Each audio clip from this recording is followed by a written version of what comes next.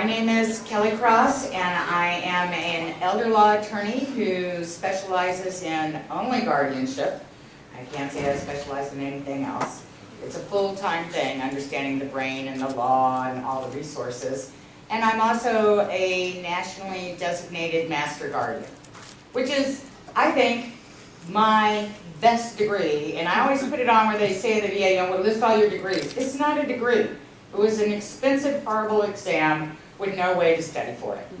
So, but I think that's much more important than the law degree for what I do for a living.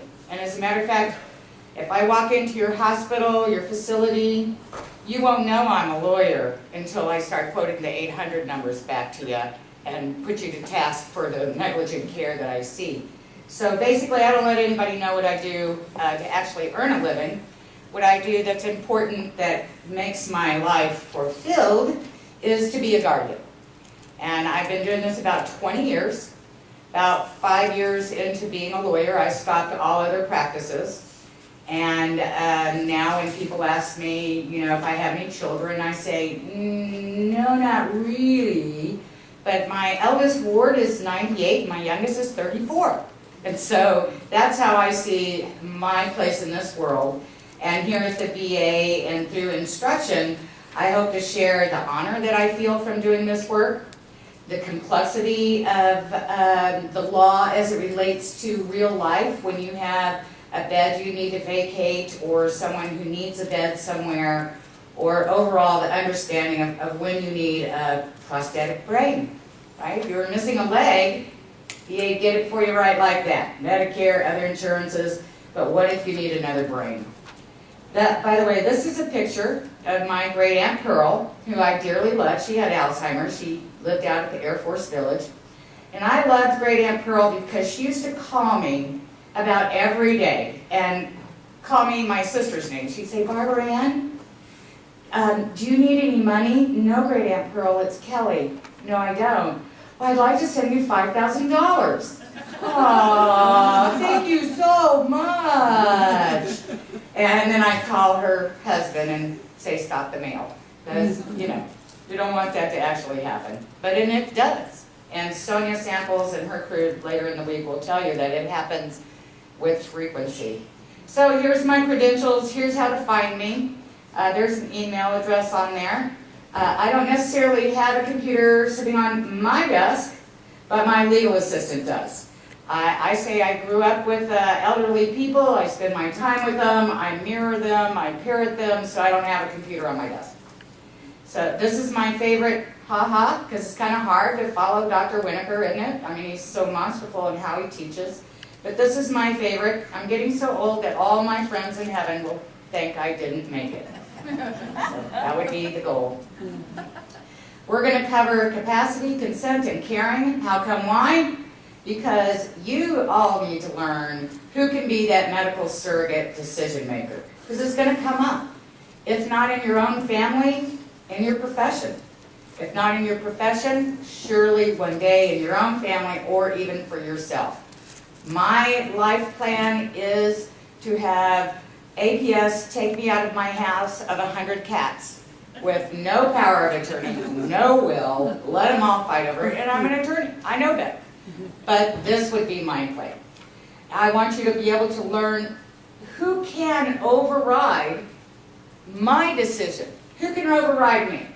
I'm a powerful girl, and I can guarantee you by the time they give me a capacity exam, I've already got it memorized. And I was a statistics minor, so I know math tricks. I could definitely do those serial 7s. Even if they changed it to serial 8s, I could do them. So who can override me? Who can actually take away that civil right of my autonomy? And then, more importantly, I want you to learn the definition that we have in the law today, because Texas is a leading state in our laws. Maybe not in the execution of our laws, but we have them, and they're quite phenomenal. So here's the authority for my lecture, because I am a lawyer, and I want to give you your authority and where to go if you can't get a hold of me. You're going to go to that health and safety code. Google it. It'll come up under Texas. HIPAA, everybody know HIPAA? Anybody find out the location for the HIPAA prison? Because I hear they do square meat only if you violate a HIPAA rule. And then we have the probate code. Right now, we have probate code section numbers that you're going to see on the handout or the e-net thing that Mark does. But all this changes. They are recodifying the numbers. So our beautiful little 683 letters and 867 trusts are now going to be something that does not just come out that easily. So because our legislature meets every 2 years, this is our golden year. In September, my world changes, not in content, but in numbers, which turns out to be important, like your coding stuff. How would you like it every 2 years they changed all the codes? It's fun. Here's our first one. In order to get to guardianships, which is what I'm a specialist in, we have to rule out other stuff. You can't necessarily leapfrog over. You can't just say, well, my mom wants me to be her guardian, even though my brother's the power of attorney. So we have to go through a power of attorney. Believe it or not, the hardest issue with the medical power of attorney is people understanding whether or not it's activated. So this is a big problem for the real world. They believe the minute that document's signed that it's meaningful. It's not. It stays there. So here we have to understand what the language is in order to get that document up and running. And part of the problem we've been experiencing for a long, long time that we're trying to cure through the medical school and relationships with the legal profession is our language. Incompetent is not like tomato, tomato. So it has different meanings for each one of us in here according to your profession. So here's what the Health and Safety Code, incompetent, that's the word they use. So now, when you look at that, it looks pretty much, doesn't it kind of sound like informed consent to a lot of you? You know, can you give informed consent? So if you cannot, now, how do you activate this puppy? You've got to go to the MD. You cannot go to your nurse practitioner, and it has to be written down by that person. So you have to ring the bell of the doctor, and the doctor has to say, I don't really want Kelly to give me instructions on her own health care. Well, you know, for some physicians, that's a really big deal. And unless they're in a coma, and there's been a referral to psychiatry to confirm that there's a coma on hand, that doctor will continue to follow the wishes of their patient. Admirable in some ways, not so much in others, especially with the tsunami of brains that are not making it through as healthy as Dr. Winokur, Dr. Parker. I mean, their brains, obviously at the age they are, which is semi-retirement age according to them, they're pretty magnificent guys. Their brains are stellar for now. But therefore the grace of God go I. Their medical education, no more than my legal education and my education before that, that will not stop a disease of the brain. It just won't. And it's sad when you get a lawyer or a doctor or a big professional, a judge, and they come down to the courthouse and they have wee-wee all down the front of them. I don't think that there's any kind of dignity in another professional letting their peer out and about, unescorted, uncared for. So we have to go back. Is it time for the power of attorney? Get that doctor to take a few minutes and chart it. Write a letter. Let the family know, no, I'm letting you in to talk to you, but your mother is still her own decision maker. Or I'm letting you in because I know your mother cannot be her own decision maker, but I've never written that down. So you need to follow through with this. It will help the family. Now, one of the big things that I get lots and lots of calls about is the patient disagrees with the doctor. Now, that is not per se incapacity. A lot of doctors will look at it that way. You know, if you don't agree with them, then there must be something wrong with you. Well, then I've been diseased since my parents brought me into this world because I've never agreed with anybody for any reason, even when I wanted to. So what do you do when that, the principal, the person who has their own power, and they're going to give it to the medical power of attorney, their agent. All right, it's written down, but now, ooh, mom's in the hospital, just needs to suck out her gallbladder, right? Bad things can happen if you leave it in, it needs to go. but gee, mom really thinks that they're going to sell that gallbladder to the Chinese, to the family down the street, whatever it is. So can the power of attorney agent, the dutiful daughter, the loving friend, whoever, my cat, can that person sign consent for the surgery? No. You cannot override that person's no. What if the patient wants the surgery and the medical power of attorney says no? I don't want you to have that surgery. Can they do that? Probably not, but maybe so. That depends. You're more pro-life in these events than you are anti-life. So if you have somebody who has a medical power of attorney and the person that gave them that power wants that risky operation, and it's risky, even though they have an agent, and the agent's like, oh, mommy, I don't want you to die. I really don't think that that agent can refuse. Right? Save me, save me. They have to save them. So what I see more than that is the no. No, you can't take my gallbladder. No, you can't amputate my little baby toe. No, no, no. So that's a bad thing. That's a limitation, really, for this document. When you look at the type of decisions that a medical power of attorney can make, here is your no, I can't do that. You can't just put him in an inpatient psych on account of you're the medical power of attorney. Why is that? Well, when you look back a long, long, long time ago, your husband used to be able to sign his wife right inpatient. Bye, see ya. Getting a new girlfriend. So, they have some checks and balances. ECT, they don't let a medical power of attorney do that. You often will stipulate up to a temporary guardianship. Psychosurgery and abortion, you really don't want that power of attorney out there on that kind of a limb. And a lot of this is political, a lot of this is, media groups and different people who lobby our legislature. But for whatever reason, they have this limitation. So now you cannot really use a medical power of attorney for placement. Read the document. Read it and read it, read it, read it, read it. It just says treatment. So here's what I see. Oh, little Hootsy's in our hospital. She's totally incapacitated, has nobody in the world. We got her from an apartment. Don't know if her dog's dead in there. But gee, we're going to send her for some skilled care, which we know will be long-term care. And they pop her over on the other side of town from where she used to live in a nursing home. That's really a placement decision, but it was made within the treating boundaries, so the medical power of attorney can consent to that. But only if it's for treatment. So unless somebody does not code it correctly and it's just to place, you're fine, Kelly.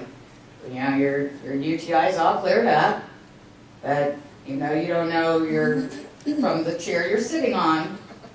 You need long-term care placement. I'm like, no. So my cat comes up and says, I have her medical power of attorney. Can you transfer me to even a really good nursing home? No, that's a placement decision. But now remember, you always have gray areas in the law. So what do? Well, that's when you use the power of persuasion and talk and love and kindness and compassion. And if that doesn't work, you cry and cry and cry and cry in front of your parent. Mommy, please. So, but it cannot be used to override the patient's express decision. You cannot use it for a placement, and you're certainly not going to do some big time, brain surgery on them. Now, what if you don't have a medical power of attorney? Well, the state of Texas, most other states in the nation, they have another place for you to look in the Health and Safety Code. These are your Chapter 3 to 13 consent. I know you guys know this because this is the one where you're in a nursing home or a hospital. So it's the walls of where you are. Then you have to look, are they comatose, incapacitated, otherwise? They can't talk, right? They cannot communicate that decision. So incapacity, same definition as we were looking at before. The doctor's not going to want to take their informed consent from this person. So you go to the list. Everybody familiar with the list? Do you know that there are still people working in the hospitals that believe that it is the eldest daughter who gets to make all the decisions? You see that on here? In actuality, it probably is the eldest daughter making all the decisions, but that was from birth order, not from the law. So when you look down here, we live in San Antonio. If you look at spouse, okay, no problem. How about child with the waiver and consent of all of the other siblings? Ever seen that happen? With a family over 3? With a birth order from hell? No. That's very hard. So really what happens is you get to this part and you're in the waiting room somewhere and it's just the reasonably available adult children. So what does that mean to all of us as children? Get there, hombres. Do not do this by phone. Because your hateful sibling is going to have their way. Why? Being present and accounted for is available. Right? So talking on the phone and say, well, I think mother should, la, la, la, la, la. Parent going to count that vote. You aren't there. So if they call you over the phone and you're the only child, well, then that's different. And then you can have a person that's clearly identified by the patient prior to incapacity. So you get a spinster type like me, whose dream is 100 cats. I go in for a procedure, and they say, well, ma'am, do you have a power of attorney? No, I don't. Well, we'd really like it. It's kind of an iffy procedure. Okay. Well, you can identify somebody, not even on a medical power of attorney. You can put it right in your admission papers to the nursing home, the hospital, and say, hey, I want my girlfriend to do it. I want my minister to do it. I want my ex-mother-in-law's best friend's daughter to do it. You can personally identify it. And then you go incapacitated. See, it has to be one before the other. How many of you have ever met somebody in a nursing home who went into the nursing home fine, cognitively, to name that person? Generally, if they're cognitively fine, they're just there for those Medicare days for a rehab. But this is still no lawyer, cheep, cheep, cheep. And remember, you can do this. You can tell the nurse right before you are going under anesthesia, I want Daryl to do it. So you can name nearest living relative. How scary is that? Who's your nearest living relative? Well, that I have living nearest me are my cousins with little children. I deal with seniors, death, dying, and dementia. How often do you think I get invited to their house? I have not been to a soccer game, and they never come to my open funerals. So here's the dealio. Be careful about this. So if you have more than one relative within sniffing of your money, your house, your life, either get to know them or get the documents done. And if you get to know them, that means you tell them who you're about. You won't really care who they are, other than they're ethical and they'll do what you said. I'm a preserve me until they find a cure kind of girl. My mother was the kind who said at 60, if you find me on the floor,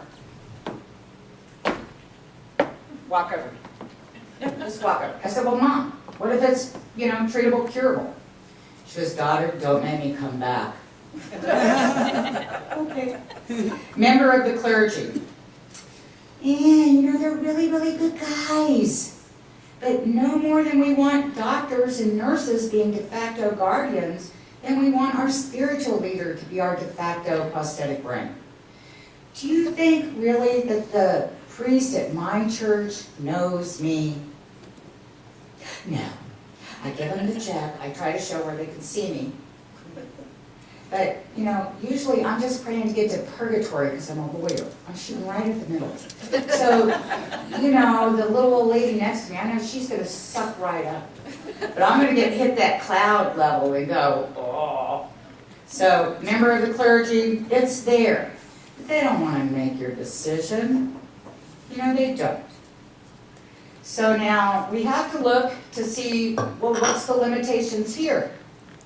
It's almost the same. No inpatient psych, no ACT. And here's a big one, because in San Antonio, for some reason, people believe that if you're the medical power of attorney or the guardian or whatever, that they can go on that 1-month holiday and just appoint their son to be their surrogate decision maker as a surrogate for another person. I'm like, no, it's a personal thing. You can't delegate it. Now, you can step down temporarily and the number 2 on the document can rise up, right? Or if you're a guardian, you're available 24/7. So you need to look at whether or not this is a life or death decision under Chapter 313. These are really just treatment decisions. I call it the get you through. It's just going to get you through. But what if you have to like make that big decision, life, death? Well, we have yet another one, Chapter 166. And I put you to this point because when it comes to Chapter 313, you'll hear a lot of agencies and social services or maybe even case managers, they'll say, well, doctor, use the 2-doctor rule. Or nurse, use the 2-doctor rule. Really? Because it's really under 166. So one day I got a call because it turned out that the little girl whose common law shot her in the head and she lived, they had to take off part of her skull. Yeah, I mean, the girl was an amazing child, woman, 21 with 2 babies. When they went to put it back on, turns out that was elective surgery. And so we were like, well, what chapter are we in? And what happened was she was no longer at the hospital. She was at home and she needed that surgery. So who was going to make the decisions? Because she was still relatively incapacitated from having her head blown off. So the 2-doctor rule, my point is the 2-doctor rule, that's your life and death.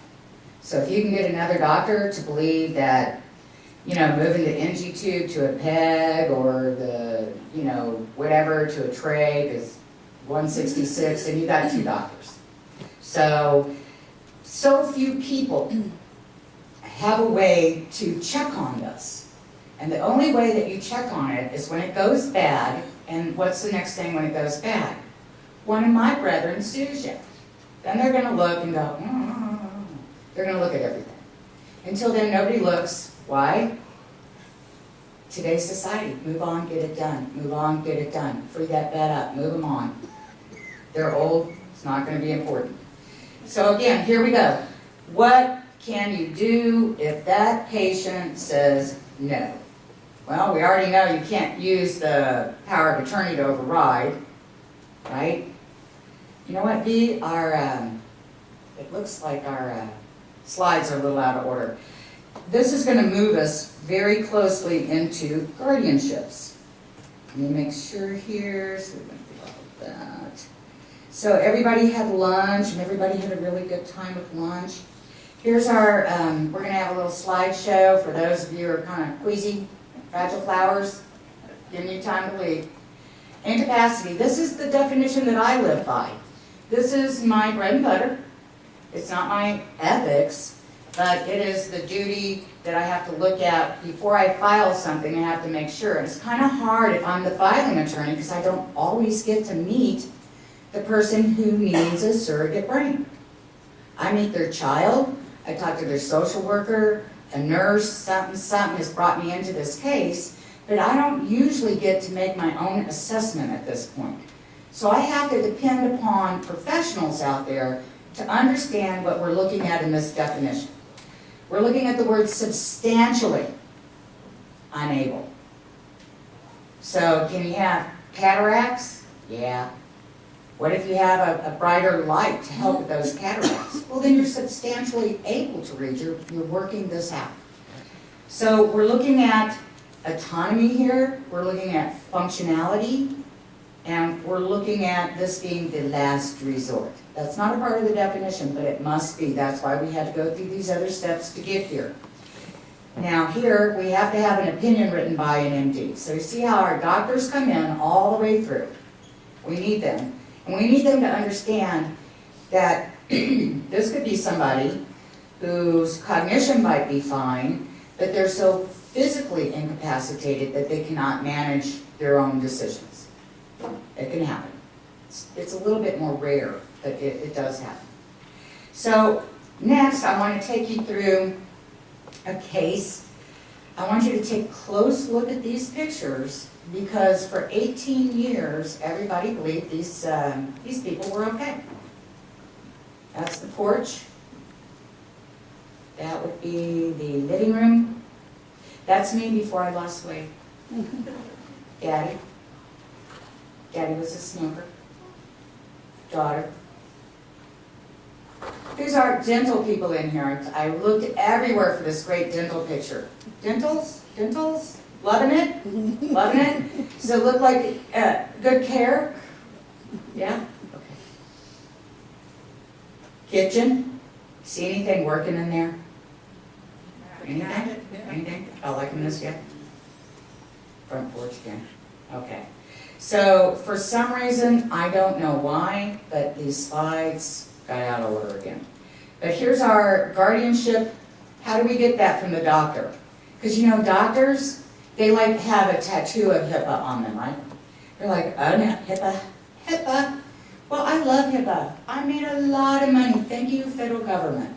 Thank you for closing the door on the perpetrator's son taking mom to the doctor, and you know, mom's out of it.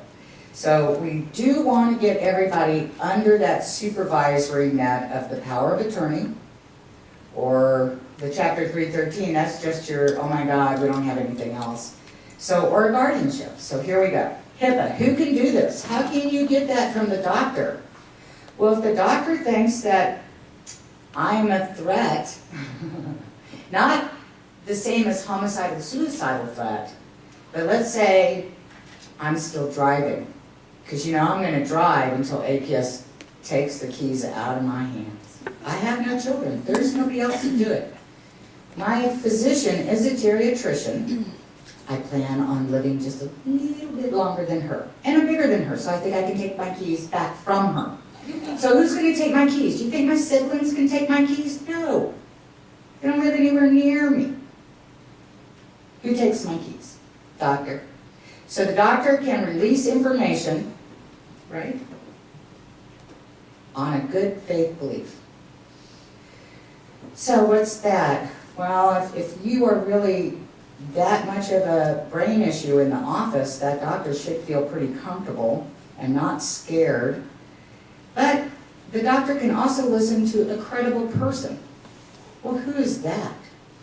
Well, that could be the neighbor, the friend, the provider, the daughter, somebody credible.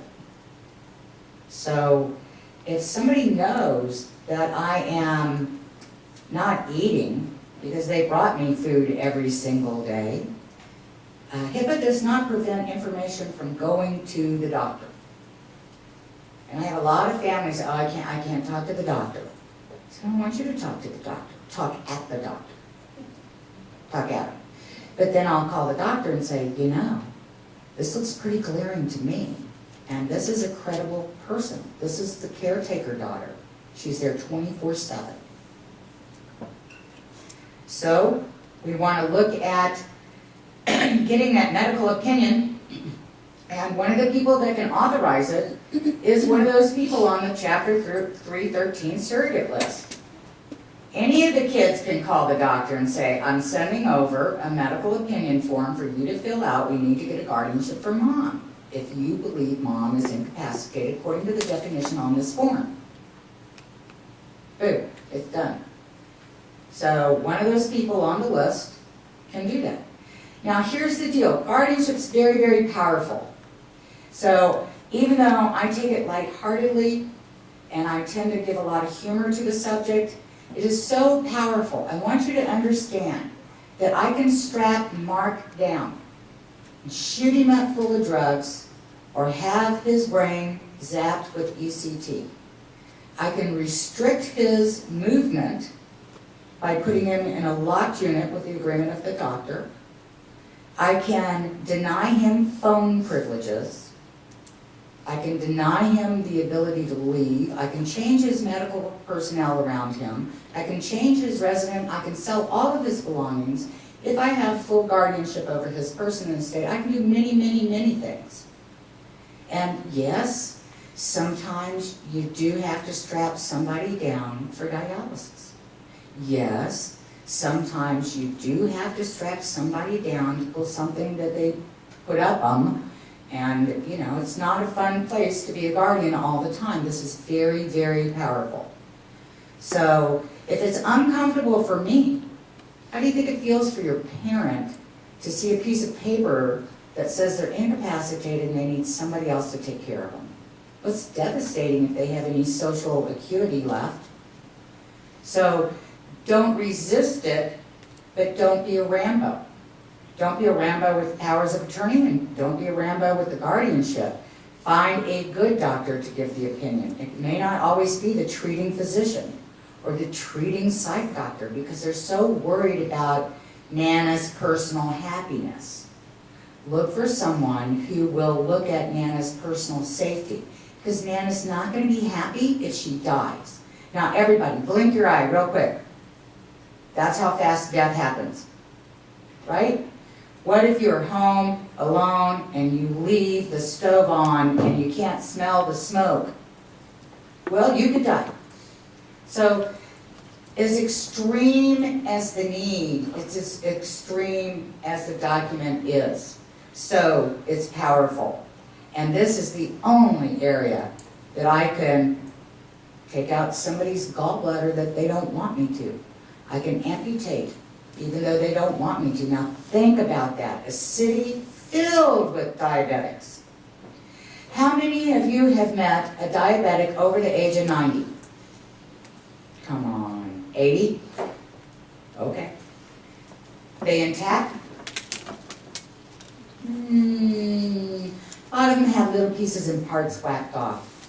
So here's your typical scenario. They need a little bit another piece and part whacked off, but they don't want to do it. They're old, they've outlived everything, they don't want any more whacking off, they just don't, and they're ready.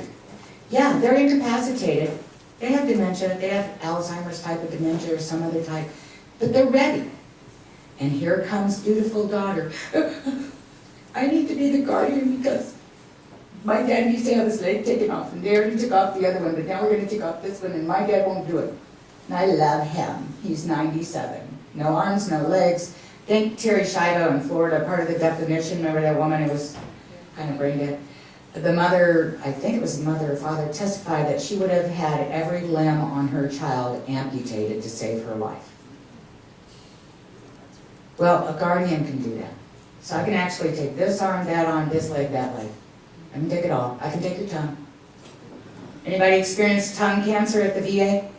I can take your tongue. Prosthetic tongues, I hear they're not working that well. So this is a really big deal. So when you become a guardian, you have to realize the power of it. A ward cannot revoke you or fire you, although I get fired and threatened every day by my wards. I'm going to fire you. Okay. So here's what makes it special. You're going to be court supervised. Hypothetically, every county in the state of Texas is going to have an active judge watching over this, a court investigator, and a court visitor. And you're going to have annual reports, bonds, and things like that. It is supervised. Now, if you're someplace where you might have a big city style like we have here in San Antonio, where every criminal defense attorney, PI attorney, will and estate planning attorney thinks that they can be an actual guardianship attorney and file for the family. It's not a form, it's a family. Be careful of expertise. Would you send your daughter with a brain tumor to a really good DO? A really good family practitioner? No, you go to the brain guy or girl. So same thing with mine. We don't get a lot of press. We cannot specialize in guardianship. We can't. That's why I went to a national designation, because lawyers, even though I think it's worth the specialty, they don't offer it to us. We'll wait for 20 more years and we'll see how that goes, right? So here we have. This is very helpful to everyone in the room. What if you have somebody, your neighbor, this is not even professional, your neighbor, your down the street neighbor, the woman you keep meeting at the grocery store, your mom, your aunt, your best friend later. you can send a letter to the court system saying, oh my gosh, here we go. I think Kelly is incapacitated, and here's why. If you would like, I have it in a form. They call it a 683 letter. That's going to change, like I said, in September. But I have that form. I'll email it because it doesn't require any filing fees. It's got, for our county, the 2 court investigators, you can call them up and say, hey, I have somebody I believe is incapacitated. Here's what I know. Here's how come what? Now, private filing, this is how I make it through the rest of my day, is that I will file for families. So while I am a guardian for people, most of mine, if y'all are from San Antonio, you already know, they're poor. So the private filing, this is a good thing. Somebody comes in and hires me. Now, I can also ask that person that I'm filing for, will your mother agree to a neutral medical exam? Well, they may or may not. So I can get a court-ordered medical exam.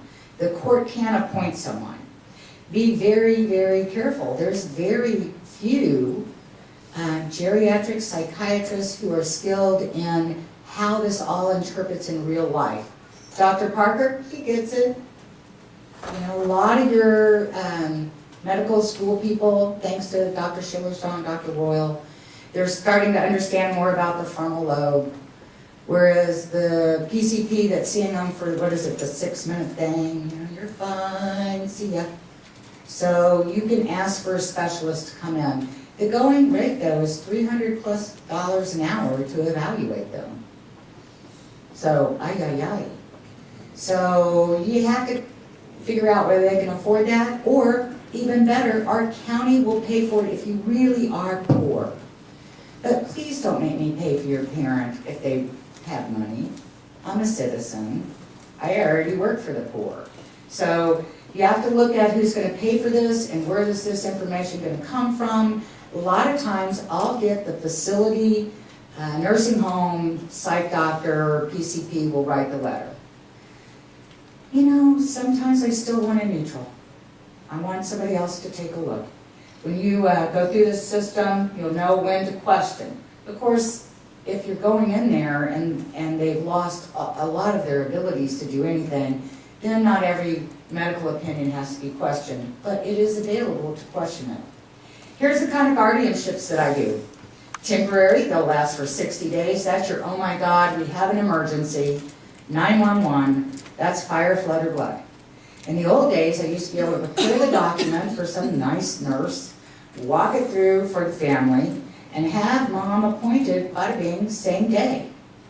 Now we're getting more of a formality to it, where the person who needs the guardian is served with the papers, they get an attorney appointed, then we have a hearing, then you can have an emergency order that gives authority for somebody else to act for that incapacitated person for 60 days, and that's very narrowly construed. So if all I need is dialysis, they may not give you the power to do other things. It might just be for that consent. Permanent, that's going to last for as long as the illness lasts, not for as long as the guardian lasts, which is a good thing. So it's person-centered. It's about that incapacitated person. And here we are, the word person, that's over all of the medical placement decisions. Estate, that's your money. It also goes into contracts, which are marriage and voting. Marriage, how many people think that a lowlife will marry a veteran for their VA money or their DFAST retirement money? Oh yeah, oh, more hands than on anything. Yeah, and that used to be quite the way to do it. Because the VA has a 2-year backlog on even auditing a fiduciary that they already have. So you can marry this person and get away with that for a long, long, long time. And of course, there's many other ways to exploit them. A limited guardianship, I love this. It came from a population of the IDDD population, what we used to call mentally retarded folks. And this is a narrowly drafted just to what they need. And every guardianship should be like that, but it's not. Because usually for the elderly, it's so global by the time the child gets out of denial and brings them in, or the doctor gets out of denial and refers them into an office, that the limited guardianship really is beautiful, especially for that special community, so that if they just need help with jobs or, you know, contracting, we used to get a lot of those 976 cases, because boy, they just get a lot of social fulfillment off of those girls on the phone. But it's pretty good to use for QVC mania, you know, they changed their name, I guess. But limited guardianship is available. It may not be that you find too many attorneys that want to craft it. I craft a lot of them for the population who's mentally ill. Because if you have a history as a mentally ill person of putting yourself voluntarily inpatient, then it could be that you should save that right out. Because guardians can't, just like powers of attorney, we can't, by virtue of our authority, put you inpatient, lock you up, and walk away. So in this manner, if you have the ability in your past, even though it's kind of silly because they do it with an X and you know they can't think through the next second, but that's still a voluntary admission. If they can do that, you want to hold that out. Keep them with that kind of a right. Otherwise, every time the guardian wants to commit someone because of their sickness and the torture that they're going through, they have to go down, make the application, everything has to be involuntary. Now, if the person, and this just came up last week, if the person signed themselves in to ECT or inpatient or whatever, and then it gets worse, and now they're inpatient and they're totally incapacitated, and there's nobody to sign for medications or anything, the guardian can come on, temporary or permanent, and be able to take over that consent because the person already had signed themselves in. And you'll find that as we get a little bit better at this and we get a few more geri-psych units, because I'm sorry, they're needed. I know kids get all the money and attention, but the elders really do have some issues here. We want to keep in mind that limited guardianship ability to craft. So when you go to the attorney who did the divorce for you or for your daughter or your son, or did the PI case that your mother was in and broke her leg and got $1.7 million, these are not necessarily going to be a guardianship attorney. And just because they wrote your will does not mean that they do guardianship. So let's look at the authority. Here we go again. You cannot just put them in the inpatient psych, right? And here's the other thing. My authority is as good as my letter of authority. My letter expires. It gives me enough time to fill some reports out, get them to the court, allow the court to sign and approve them. That will extend my letters. The guardianship stays. My authority dies. So if you've been dealing with a guardian, take a look at their letters. And sometimes the clerk's office, they just make mistakes on these things. I got letters of guardianship in May that actually expired April 2013. What? So it was a typo error. So it just happens, and I didn't catch it, you know. So my authority can die, the guardianship lives on, but if you go too long without those letters and filling out your reports, you're gonna get in trouble. Now, because we are, you know, in a medical setting, here's a very, very good article, and here's the best part about it. It talks about all of these things that your seniors do later in life. They're driving, they're having to make housing decisions, all that medical care, which I can't even imagine. Allocations of personal wealth. Do I give it to little Jimmy Joe? Do I put it in one of those cottage funds? Investment stuff, living trusts, and living trust scams. I doubt any of you really know what a living trust is. And I guarantee you, your parents don't know, but all it takes is one good church sermon where somebody stands up and says, I'm the Pentecostal Living Trust, you know, company. I'm the Catholic Living Trust company. And then they'll associate with the religion.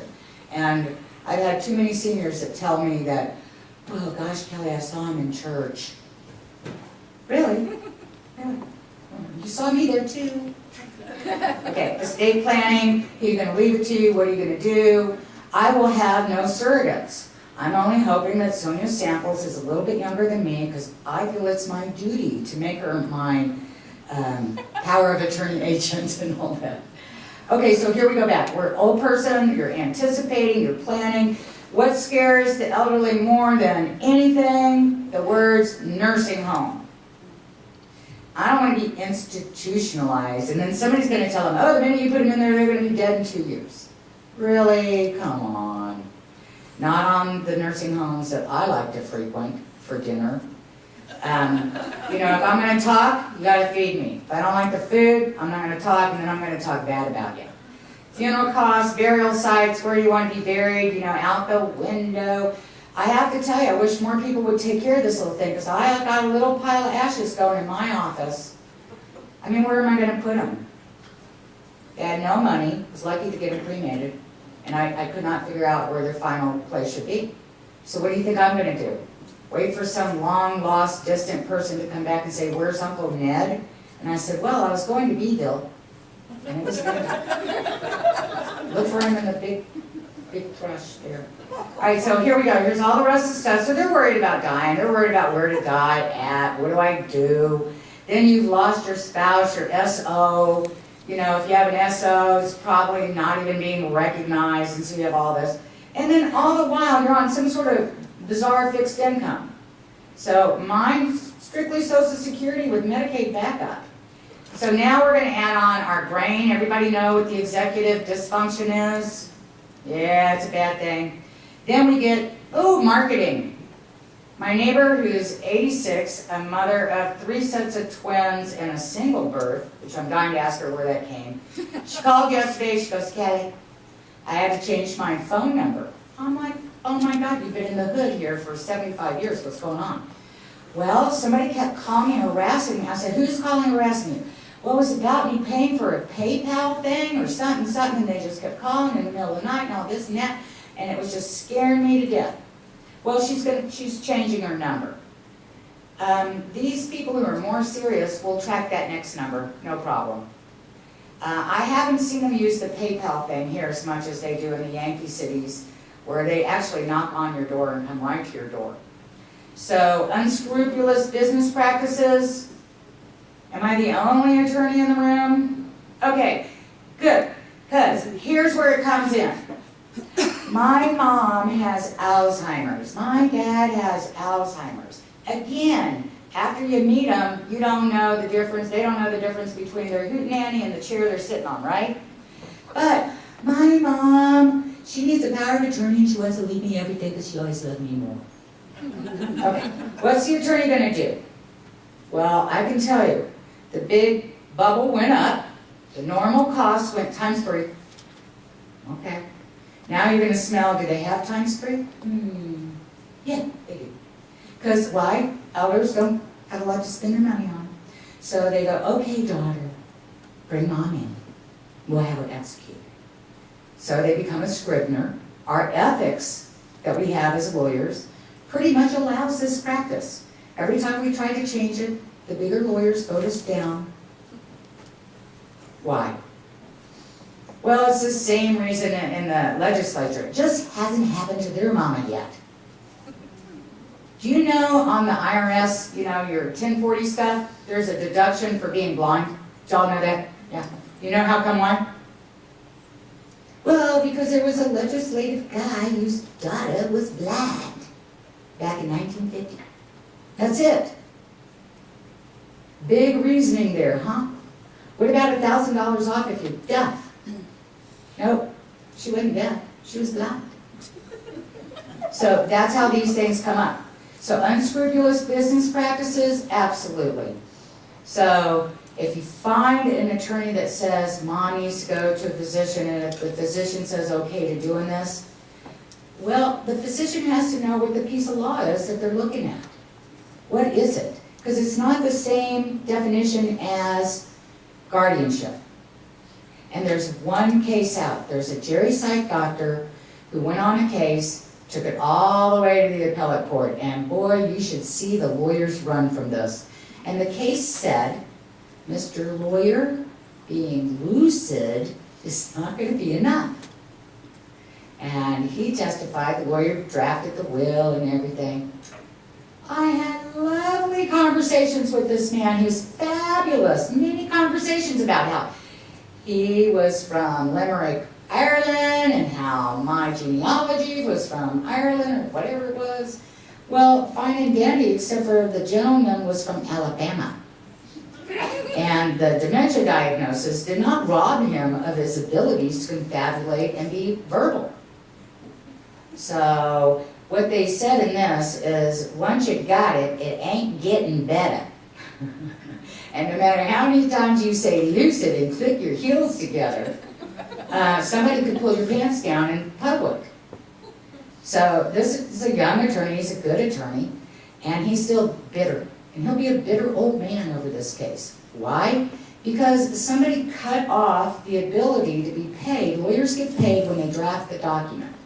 I went to a seminar when I was a baby lawyer that said 75% of men who come to you to make a will not come back to sign it. Y'all got mortality stuff. So in this case, oh sure, dad wanted to give everything to this daughter. Sure. Who does the person favor? Just like a little kid, the person who's there frequently. Not for long periods, but you know, then again, you know, that's your food, clothing, and shelter person. That's your, I want a milkshake, but I'm a diabetic, but here you go, Dad. You know, and so that's their kindness. My dad has Alzheimer's. What's the chance my dad remembers me, even though I call him, let's say, every week? Eventually, one day, he'll forget me when? First. Who will he forget last? The sibling caring for him. Right? That's if he gets that far. So here we have 35 to 40%. Here's your normal people. They don't have anything really big, but they still are going to have a deficit. Right?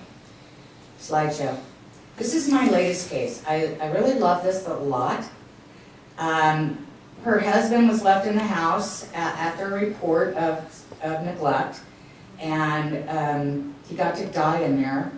But this is the bathroom. This was their bedroom. It's where she slept. Oh, and they were cat lovers, so here we go. Any cat lovers in the audience? Here we go, Fluffy. As you see, Kitty was pretty big. I thought they fed him well. Oh, close up. Do you know I couldn't find a 12-year-old that wanted the bones? Where is the scientific creativity in this world? All right, they were safe. There was food. Now, I have to tell you, this is 4 months later without utilities. When I opened that up, and I should have known better because I've been in many of these houses, but I opened it up. Ha! I was the last one in the house. Everybody else left. Okay, more kitty. Kitty, kitty, kitty, kitty. Kitty, kitty. Kitty had a lot of friends. Kitty, kitty, kitty. You know, lots of food in the house. Now, I show you this because of the cobweb. Is this new incapacity? And I mean incapacity, the functional ability to care for yourself. No, that's not new. Uh-oh, look what I found. Look what I found. They like to put things places, and my favorite place was the little old lady. I'm assuming it was her. She put $100 bills and froze them in the ice cube trays. I love that. I ironed every one of those. She also put $100 bills in the insert and lining of every pair of shoes. And not to mention her coin, and these are all different piles of cash from different days. This is all still the same house. I think we put close to 100,000. Now, we found, you know, these lovely Liberty dollars and stuff in different places. Does this disease jump off the page at you? Because it used to be that they would teach me to check the curtain hems and things like that for an Alzheimer's person hiding jewelry. Not anymore. I check everything. These are bags and bags and bags and bags. Plenty of money. Never hired any care. Plenty of money. Another night, I had a de-hoarder company, and they called and said, get it, you have to come over. Like, why? Well, we're only up to $11,000 on the first shelf in the bathroom. Okay. So I slept with this underneath my pillow one night. the dreams of a paying client. So, here's the consequences for us not caring about this. Those elders are never going to be able to regain the losses. Not emotionally, not physically. Although physically, some of them can grab that brass ring and live a long time. So I would say some of them can come back. But financially, it's very seldom. Depression, death. I try to walk you to the light and make it a clean and dignified, peaceful, gentle death. But the consequences of letting someone be out there with incapacity, unaided, it's devastating. And then, bingo, here it is. All the money's gone. Guess who gets to pay for it? We do. So if Medicaid sucks, it's because us taxpayers aren't given enough, right? That's not right. We should go back to the top. If we stop the money from leaving to the son, the perpetrator, the scam artist, whoever it is, the bad attorney, I'll put myself in the mix, because somebody said one year, I only named a foreign country. My apologies. I'll name attorneys. Do they steal? Heck yeah. Does your brother steal from your mother? Maybe so. Remember, you don't know. So the point is, if we can stop the money from leaving at that amount, then these seniors can pay for themselves. They don't have to go on Medicaid. Only our most poor, which there are quite a few in Texas, would need those services. But right now, with the cost of nursing home and with the money already being stolen or gone, can you imagine this little old lady with all that money in the house? If I had just said, de-hoarder company, I went in there, there's all those eggy cat bodies, toss everything. Toss it, and I'll see you in a week. What do you think would have happened? Well, somebody would have been $100,000 richer. Here's some really good websites. Learn, that's a local resource. You should really look into that. It's got very interesting things on it. You always have to mention your mental health people. Go to your texasguardianship.org if you need any kind of assistance outside of your county.